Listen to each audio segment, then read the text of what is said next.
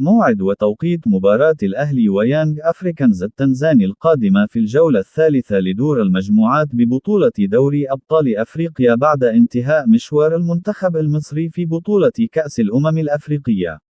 وسيلتقي النادي الأهلي مع يانج أفريكانز في منافسات الجولة الثالثة لدور المجموعات بدوري أبطال أفريقيا يوم الجمعة المقبل 23 يناير في 6 مساء بتوقيت القاهرة، 7 بتوقيت السعودية، وقطر 8 بتوقيت الإمارات، على استاد برج العرب. وستذاع المباراة عبر قناة بي إن سبورت القطرية.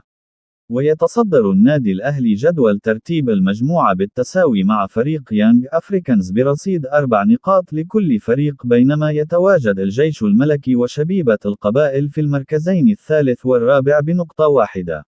وسيلتقي النادي الأهلي مع فريق يانج أفريكانز في منافسات الجولة الرابعة لدور المجموعات يوم السبت 31 من شهر يناير، وستقام المباراة في تنزانيا.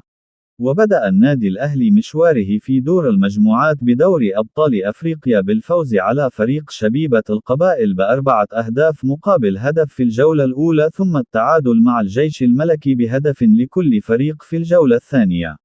ويسعى النادي الأهلي للفوز في المباراة القادمة وحصد ال3 نقاط لمواصلة تصدر ترتيب المجموعة والتقدم خطوة نحو حسم التأهل مبكرا، وذلك في مشوار الفريق في المنافسة على اللقب.